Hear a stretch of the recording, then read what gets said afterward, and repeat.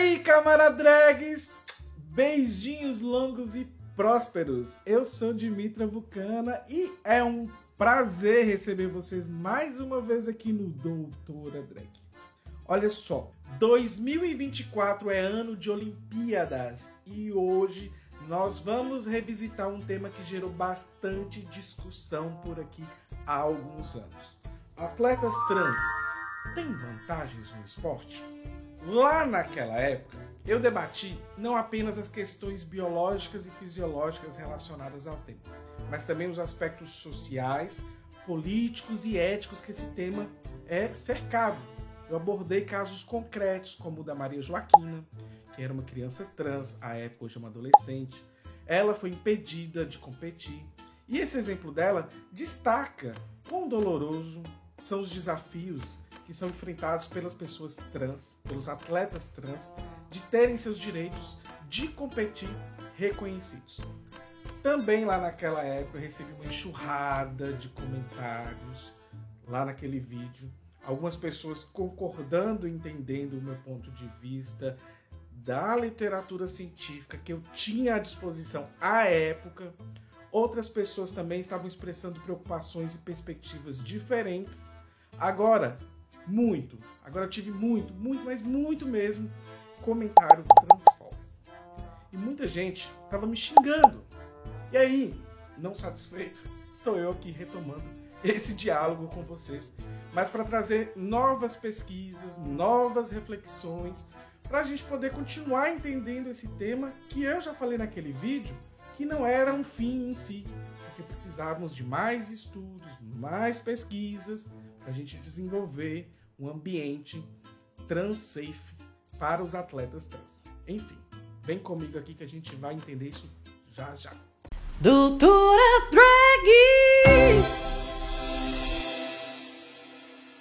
Vocês sabiam que uma pesquisa recente conduzida pelo Centro de Ética no Esporte do Canadá jogou luz sobre esse debate? Camarada, olha só. O estudo se chama Transgender Women Athletes in the Elite Sport, a Scientific Review. Ele avaliou ali toda a literatura científica de língua inglesa relacionada a este assunto, que foi publicado entre 2011 e 2021. E nós temos algumas conclusões sobre isso. Essa análise, ela levou em conta não só os aspectos biomédicos, mas também os elementos sociais envolvidos nessa temática. E o resultado? Bem, ele vai derrubar alguns mitos que nós vimos por aí, inclusive foi comentado lá no meu vídeo anterior. De acordo com o relatório, não há evidências, olha só, não há evidências científicas claras de que mulheres trans possuem uma vantagem competitiva significativa sobre mulheres cis no esporte de elite. Isso mesmo que você acabou de ouvir. Os pesquisadores descartaram textos que não tinham investigação empírica ou teórica e focando apenas naquilo que realmente importa. Inclusive, isso é metodologia científica. E o que eles descobriram? É que os fatores relacionados à puberdade de pessoas com pênis e muita testosterona nessa fase, como o tamanho do pulmão, densidade óssea, não conferem nenhuma vantagem para mulheres trans atletas. Além disso, a pesquisa concluiu que mulheres trans submetidas à supressão da testosterona realizada por meio da hormonioterapia também não apresentam vantagens biológicas sobre as mulheres cis. Gente, esses resultados são assim mega importantes, porque eles desafiam muitos dos preconceitos e estereótipos que cercam o esporte e a identidade de gênero. Eles nos mostram, por exemplo, que é preciso olhar para além das aparências e considerar todos os aspectos envolvidos e assim, você não pode sair tirando conclusões precipitadas e discriminatórias contra pessoas trans, principalmente contra mulheres trans, que é o que a gente mais vê nos esportes. E eu vou abrir aqui um parêntese para quem é do time do achismo. Eu vou emular uma frase assim clássica. Dimitra, mas eu nunca vi um homem trans nos esportes ganhar. Eu vou te responder isso calmamente. Mas eu vou te usar um caso isolado. Não tem validação científica, porque casos isolados, igual vocês gostam de falar da Tiffany, não é validação científica, tá? O que eu tô fazendo aqui é só para resolver seu problema de argumentação, que sempre é transfóbico. Essa notícia que você vai ver aqui na tela é sobre um boxeador trans, Pat Manuel, 34 anos. Ele fez uma história ao vencer Hugo Aguiar, tornando-se o primeiro homem trans a competir profissionalmente nos Estados Unidos. Quer mais? Quer mais? Quer mais? Mais informação? Vamos lá. Corpos cis são diferentes. Nesse vídeo que você vai ver aqui na tela, a competidora Gabi foi retratada como uma mulher trans que estava vencendo mulheres cis. Mas Gabi é uma mulher cis e essa competição é na categoria específica, onde os pesos são livres e pessoas de todas as categorias lutam entre si. Então, vamos fechar essa sessão dos achismos e vamos voltar para o método científico, onde eu estava. Mas peraí. Antes de vocês tirarem conclusão, eu vou fazer mais um exercício de tentar olhar para o outro lado, mas calma que eu não estou falando de olhar para o outro lado dos transfóbicos. Não é isso. Vamos ver outros estudos que também dizem outras coisas e eu vou comparar um estudo com o outro para vocês entenderem um pouquinho sobre validação científica de dados. Acho que isso vai ajudar vocês. E eu tô fazendo isso só para não falar que eu nunca trago uma pesquisa que sugere o contrário. Então eu vou trazer, mas eu vou falar da fragilidade. Então, vamos analisar esse tema, entender os diferentes pontos de vista, já que é um tema polêmico, mas a gente tem que ter muito cuidado para não cair em transfobia e invalidar a identidade de pessoas trans. E aí parece que estamos diante de um debate acalorado. Enquanto o estudo canadense aponta para a inexistência de uma vantagem significativa para mulheres trans no esporte, um relatório britânico levanta outra perspectiva. Nós temos um estudo chamado Performance Inclusion in Elite Sports Transgender Athletes. Ele foi conduzido por 5 entidades governamentais da Grã-Bretanha que sugere que diferenças fisiológicas, como a insuficiência de retenção de testosterona, podem constatar alguma vantagem a atletas trans em determinadas modalidades esportivas. Te peguei, né, Dimitra? Olha só. A gente tem que pensar também que é importante ressaltar que nesse mesmo relatório, os próprios cientistas concluem que são necessárias mais pesquisas sobre atletas trans para determinar se e em que medida qualquer vantagem de desempenho vai persistindo após a transição em esportes individuais. Além disso, gente, essa pesquisa ela foi desafiadora devido ao baixo número de participantes elegíveis, dificuldade no recrutamento, altas taxas de desistência e financiamento limitado. Então, nós estamos falando de fragilidades de evidências científicas. Então, agora é o momento carteirada da Dimitra. Como doutora em ciências da saúde, eu preciso dizer que os delineamentos de estudos vão determinar a força da evidência científica, um estudo mais forte, tipo, aquele ali é mais forte do que aquele outro. A metodologia usada vai dizer muito sobre o poder de evidência que aquele estudo tem. Por isso, muitas vezes estudos divergem sobre resultados que buscamos e muitas vezes isso ajuda a gente a construir ciência também. Não é que a gente vai descartar um estudo e descartar o outro, não é isso.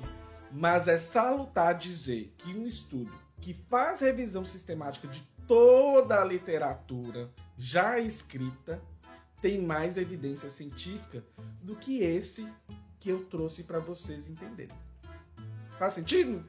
De todo modo, todo estudo tem como influenciar práticas clínicas, gerar planejamentos em saúde pública, construir conhecimento científico, sendo que os estudos com mais rigor metodológico são mais adequados para tais fins, como diz um artigo que eu vou deixar aqui nas referências para vocês. Vai ficar aqui abaixo, como sempre, tem referência, tá?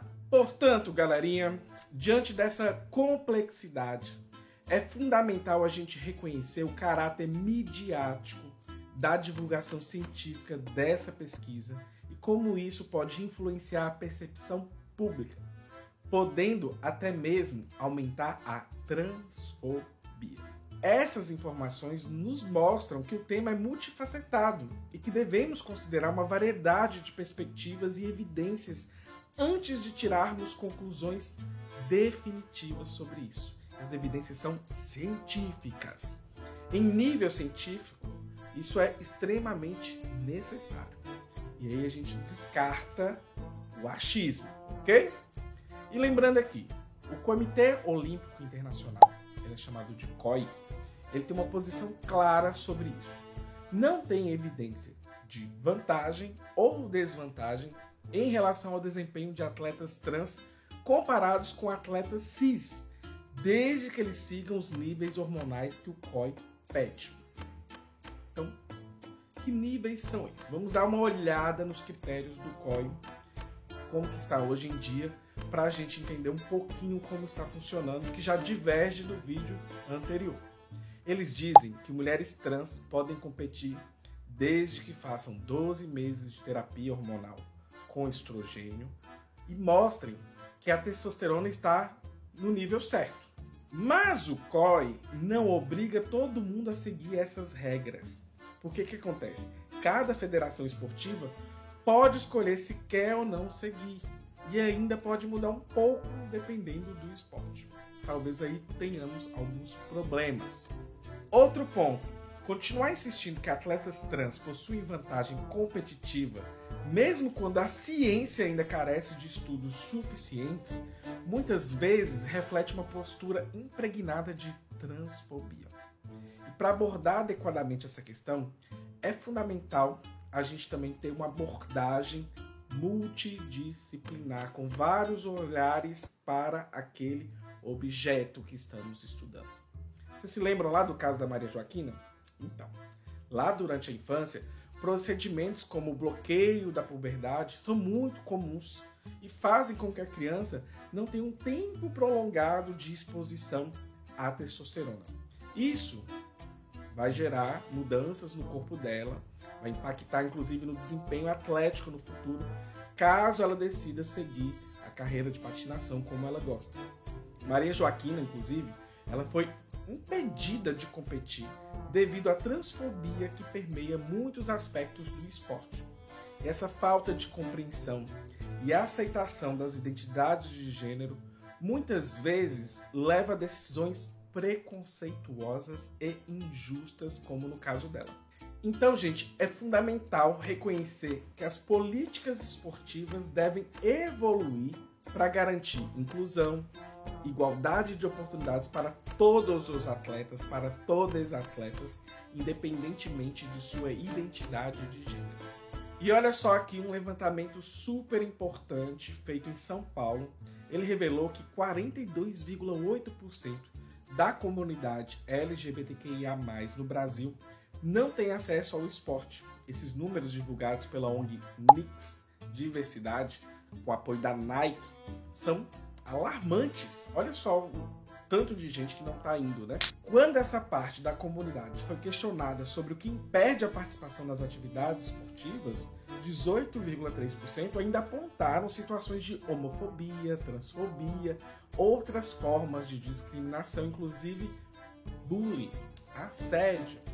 E quando essas pessoas ainda foram perguntadas se já vivenciaram, testemunharam outro tipo de discriminação contra pessoas LGBTQIA+, no esporte, a resposta ainda é mais chocante, mais alarmante, porque 63,5% delas relataram que sim, e é urgente a gente mudar este quadro.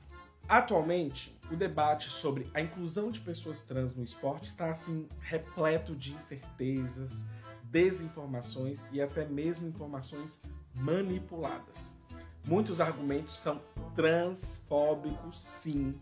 São utilizados para tentar justificar uma exclusão definitiva dessa população. Mas a verdade é que a gente não tem, na verdade, pesquisa definitiva para excluir essas pessoas. Por isso, é importante deixar claro que o objetivo desse debate não é determinar se atletas trans possuem ou não vantagem competitiva. O meu objetivo aqui é aprofundar as questões, buscar soluções que permitam uma inclusão plena dessas pessoas lá no cenário esportivo.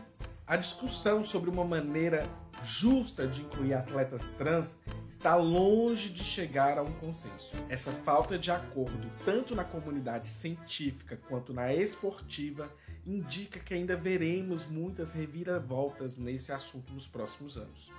Eu espero que as futuras decisões tomadas pelas federações internacionais e pelo COI contribuam para o fortalecimento do esporte e não para reforçar a transfobia de maneira alguma.